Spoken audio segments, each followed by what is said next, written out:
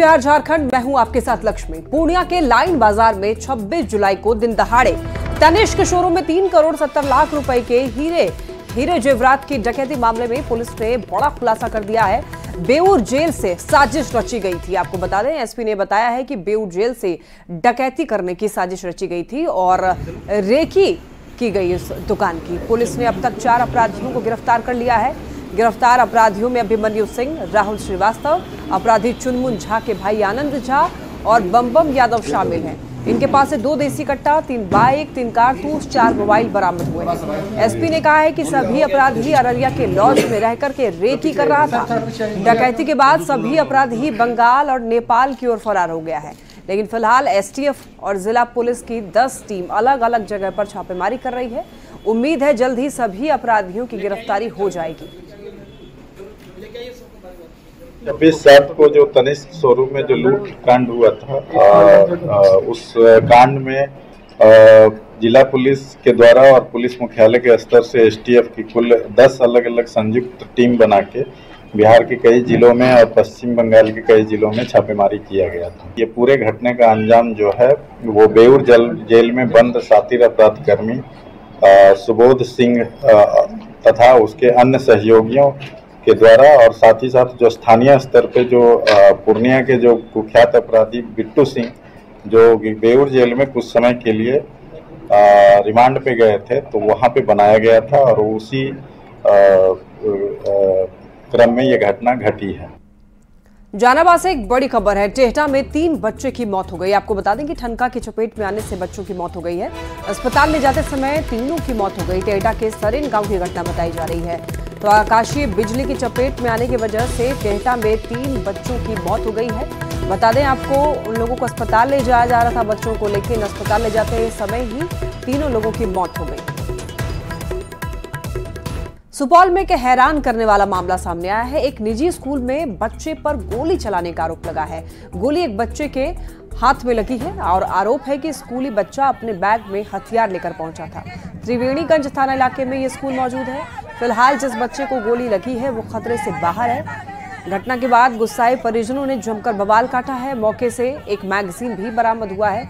वहीं पुलिस ने आरोपी बच्चे को हिरासत में ले लिया है। स्कूल के हॉस्टल में बच्चा चौकी के नीचे छिपा हुआ था। पुलिस ने स्कूल को सील कर दिया है और आरोपी बच्चे के पिता की तलाश की जा रही है। ग्राउंड जीरो से और ज्यादा जानकारी दे रहे हैं न्यूज़ 18 संवाददाता अमित झा। सुपौल के त्रिवेणीगंज में एक प्राइवेट स्कूल में जो घटना सामने आई है उसने सबको हिला कर रख दिया है।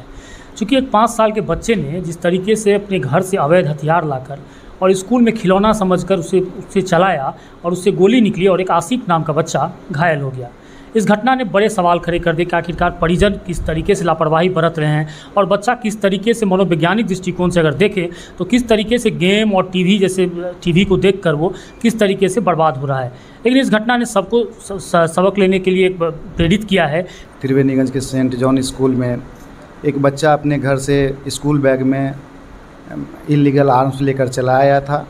वो असेंबली से पहले खेलने के दौरान उनसे गोली चली और एक आसिफ नाम के बच्चा के बाएं हाथ के तलथी में लगा हो। हम लोग बच्चे के पिता को गिरफ्तार करने के लिए लगातार छापेमारी कर रहे हैं। जल्द ही उसको गिरफ्तार कर लिया जाएगा।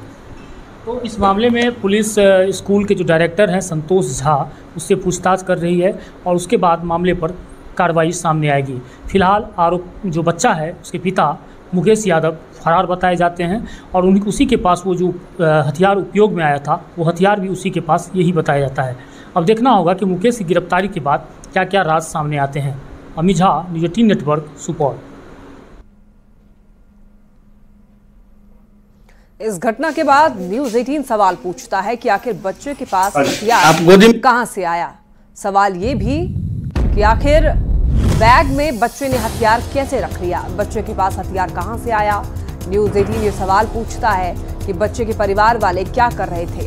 बैग में बच्चे ने हथियार कैसे रख लिया। और सवाल ये भी कि बच्चे के परिवार वाले क्या कर रहे थे। स्कूल ने बैग की जांच क्यों नहीं की। बच्चा हथियार लेकर के स्कूल कैसे पहुंच गया। ये तमाम ऐसे सवाल इस घटना के बाद खड़े हो रहे हैं। और अगर कोई बड़ी घटना हो जाती तो आखिर जिम्मेदार कौन होता।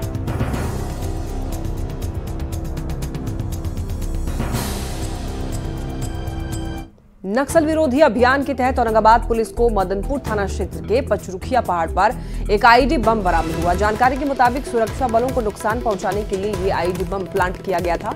एसडीपीओ के मुताबिक मदनपुर पुलिस और कोबरा की संयुक्त टीम ने सर्च ऑपरेशन के दौरान इसे बरामद किया है और डिमाइनिंग कर इसे बाहर निकाल करके डिफ्यूज किया गया।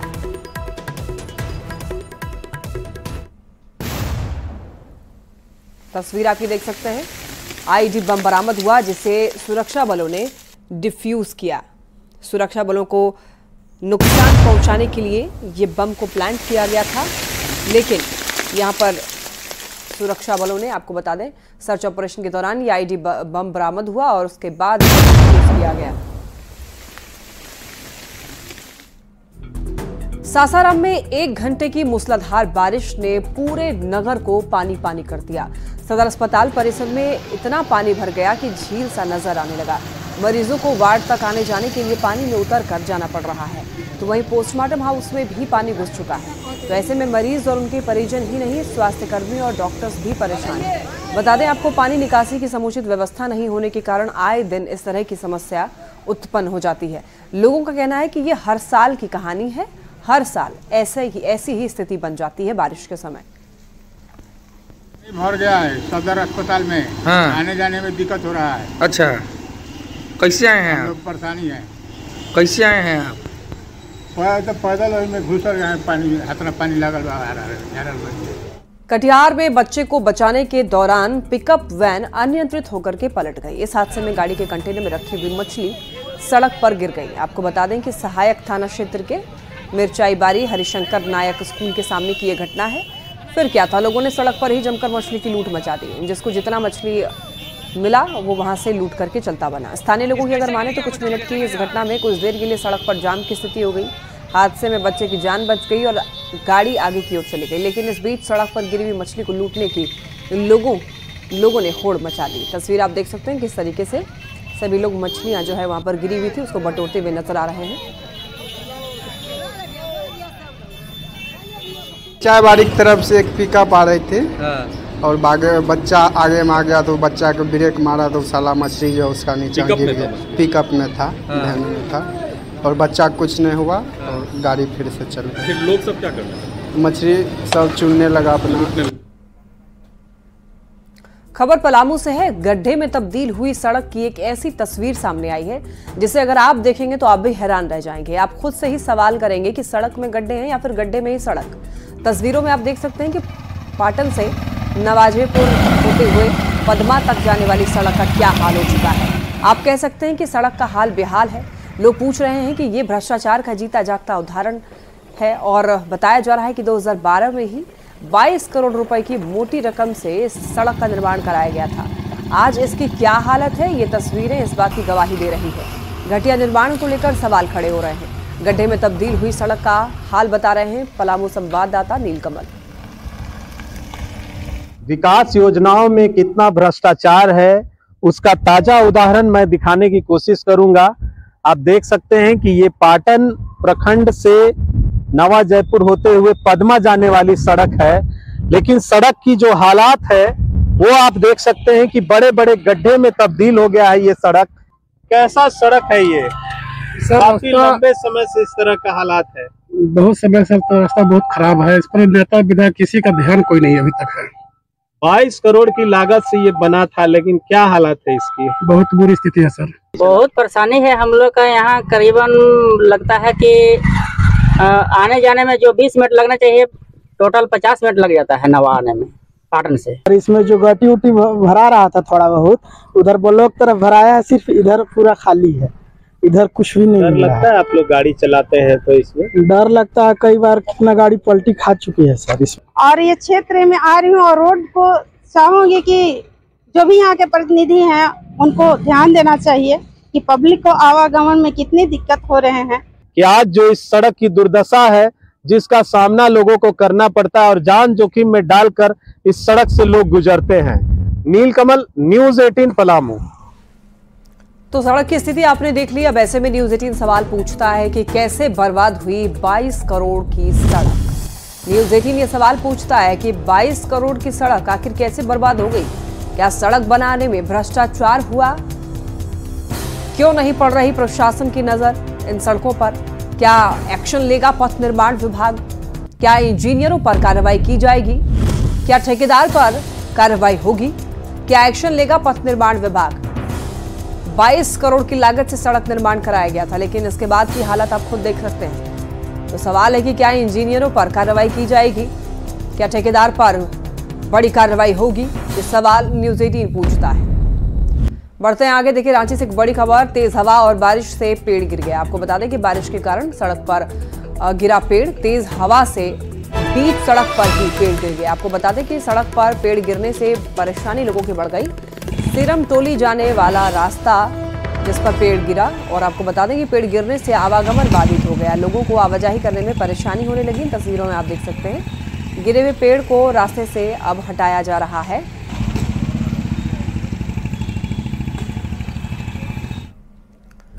लगातार हो रही बारिश के बाद भी लोग उमस भरी गर्मी से परेशान हैं। मौसम वैज्ञानिक डॉक्टर नरेश कुमार के मुताबिक अगले 2 दिनों में उत्तर प्रदेश, मध्य प्रदेश, राजस्थान और बिहार समेत कई राज्यों में भारी बारिश का अनुमान है और बारिश होने से लोगों को उमस भरी गर्मी से राहत मिलेगी। मौसम वैज्ञानिक से बात की है न्यूज़ 18 संवाददाता रचना ने।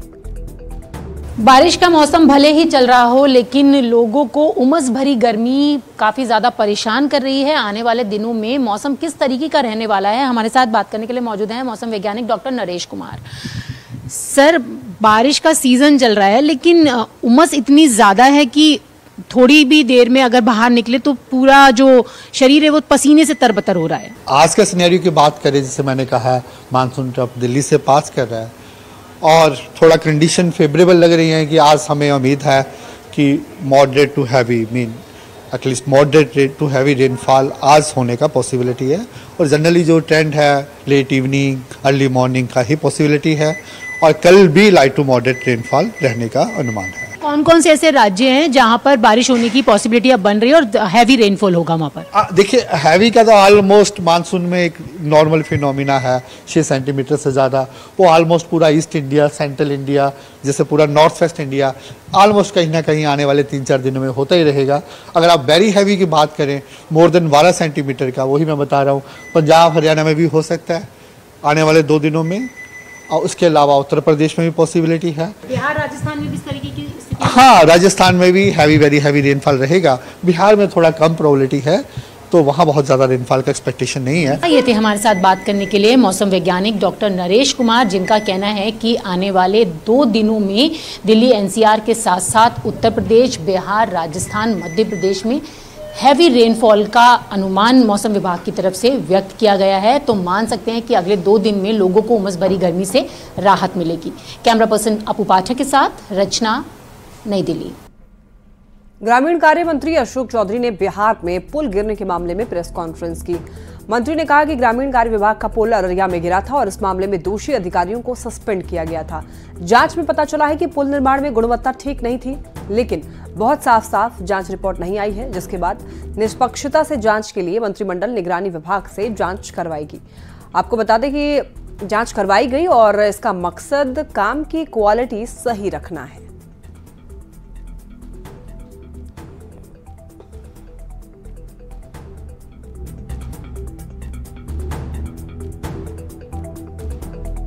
हमारे पूरी टीम का ये निर्णय है कि हम पूरी ट्रांसपेरेंट के साथ और क्वालिटी को मेंटेन करना चाहते हैं, इसलिए ये हम लोगों ने निर्णय किया है। पीएमजीएसवाई जो भारत सरकार का मानक है, जो देश भर में लागू है, उसको हम लोगों ने स्टेट प्लान में लागू किया। ये अभी का निर्णय है। एक सिस्टम तैयार कर रहे हैं जिससे कि हम मेंटेनेंस रोड का भी भविष्य में मॉनिटर करेंगे। तो अभी हम लोगों ने 950 हम लोग को टेक्निकल जो पर्यवेक्षक थे, जिसको हम लोग एक जेई का जो प्रभार हम लोग देंगे, उसके लिए हम लोगों ने लोगों को बाहर से आउटसोर्स पे मंगाया था।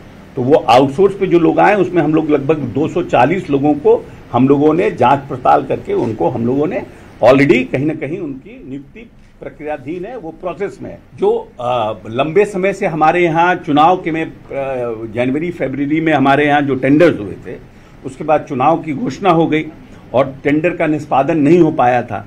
तो बहुत से लोगों ने बहुत सी चर्चा की थी, उसका भी निष्पादन बहुत तेजी से हो रहा है और हम समझते हैं कि अनदर वीक 10 डेज में जो हमारे यहाँ टेंडर्स पेंडिंग थे उनका भी निष्पादन हो जाएगा। कल पटना में नगर विकास विभाग की ओर से बड़ी कार्यशाला का आयोजन किया जा रहा है और इस कार्यक्रम में देश के 8 बड़े राज्यों के प्रतिनिधि भाग लेंगे।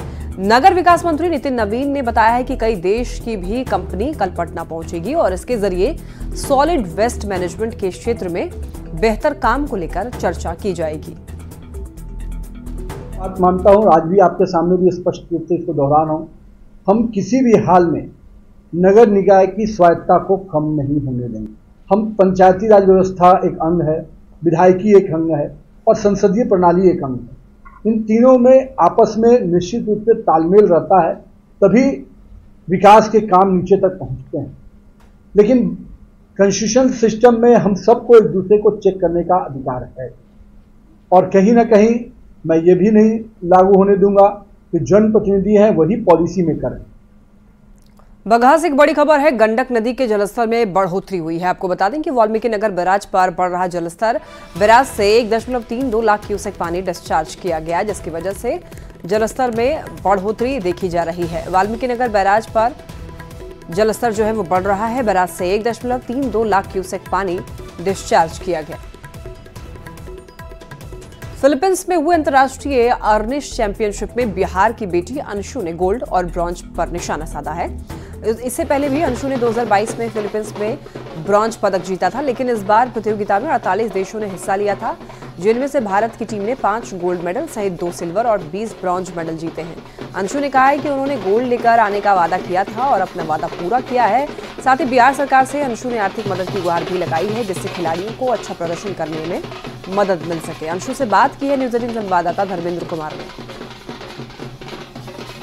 एक बार फिर से बिहार की बेटी अंशु ने बिहार और देश का नाम रोशन किया है। अंशु ने फिलीपींस में हुए अर्निश के अंतर्राष्ट्रीय चैंपियनशिप में इस बार गोल्ड और कांस्य पर निशाना साधा है।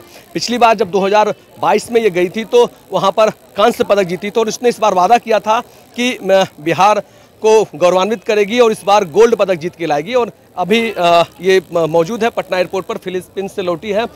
हमारा सफ़र बहुत अच्छा रहा। हम लोग अपना पूरा एफर्ट लगाए कि बिहार के लिए, वापस इंडिया के लिए गोल्ड मेडल आए। पिछले बार 2022 में हम लोग का मेडल चूक गया था, लेकिन इस बार बिहार में, इंडिया में 5 गोल्ड मेडल आया है, 2 सिल्वर मेडल आया है और 20 ब्रॉन्ज मेडल आया है। तो हम लोग को बहुत खुशी है और इसी तरह हम लोग बिहार का नाम, अपने भारत का नाम रोशन करें। यही चाहूँगी मैं, मेरे जैसे बहुत भी प्लेयर्स हैं जो आगे बढ़ना चाहते हैं, उनको सहायता राशि देकर उनका उत्साह जो होता है और बढ़ाए कि वो लोग और आगे बढ़ें और भारत। इस बार भारत का दबदबा पूरे 48 देशों पर रहा, जो कि वर्ल्ड के जाने माने देश America, China, Britain, Brazil, France, Singapore, Britain, ये लगभग 48 देश पार्टिसिपेट किया था, जिसमें इस बार बिहार के मात्र 9 खिलाड़ियों ने 5 गोल्ड मेडल, 2 सिल्वर मेडल और 20 ब्रॉन्ज मेडल ला करके बिहार की धरती को गौरवान्वित किया है, भारत की धरती को गौरवान्वित किया है। अगर सरकार और अगर मदद करे तो इस तरह के जो हम लोग खिलाड़ी हैं उनको आर्थिक मदद मिलनी चाहिए, जिससे कि उनके खेल में और निखार आ पाएगा और उनका जो प्रदर्शन है और काफ़ी बेहतर हो पाएगा। न्यूज 18 के लिए पटना से धर्मेंद्र कुमार। किशनगंज ठाकुरगंज के दल्ले गांव पंचायत में लोग मूलभूत सुविधाओं के लिए परेशान हैं। गांव में इलाज के दौरान एक शख्स की मौत के बाद गांव वालों को मृतक के शव को गांव ले जाने में काफी परेशानियों का सामना करना पड़ा, क्योंकि मृतक का घर नदी पार था, जिसकी वजह से एम्बुलेंस आगे नहीं जा सकी। गांव वालों का कहना है कि आजादी के 75 साल बीत जाने के बाद भी इस गांव के लोग मूलभूत सुविधाओं से वंचित हैं। 2019 में मुख्यमंत्री ग्रामीण विकास योजना के तहत 24 करोड़ की लागत से पुल के निर्माण का काम तो शुरू किया, लेकिन 2021 में बंद हो गया। इस परेशानियों के साथ चारपाई के तहत जो है मैयत को गांव तक लाना पड़ा। तो पिछले कई वर्षों से एक पुल के लिए लंबे समय से मांग की जा रही है और माननीय मंत्री नौशाद आलम के द्वारा बहुत अरसे के बाद जो है 24 करोड़ के लागत से काम चालू हुआ था, लेकिन कुछ पिछले 2 सालों से काम बंद है। उसको लेकर लोकसभा चुनाव के दरमियान बहिष्कार करने का भी यहाँ के लोगों ने निर्णय किया गया था। बहुत जिल्लत की जिंदगी ये लोग काट रहे हैं। कल की मैयत जो एम्बुलेंस लाके हमारे नदी के इस पार पूरब टोला गाँव दिल्ली गाँव जो उस पार से भाग के इस पार आके बसा हुआ है, उसी गांव के अंतर्गत में लाके छोड़ा गया है और उसको हम लोग सब मिल के नाव में किसी कदर से पार करके उस पार किए हैं। और इस तरीका से कष्टों को ज्यादा तौर से मांग है कि हमारे इस सभा में किसी भी तरीका से पुल घाट बनने का कोई एक जरिया बना दे, हम लोगों का कष्ट को दूर करने का कोई तरीका से बता दे। इसी के साथ बुलेटिन में इतना ही। नजर डालेंगे हेडलाइंस पर।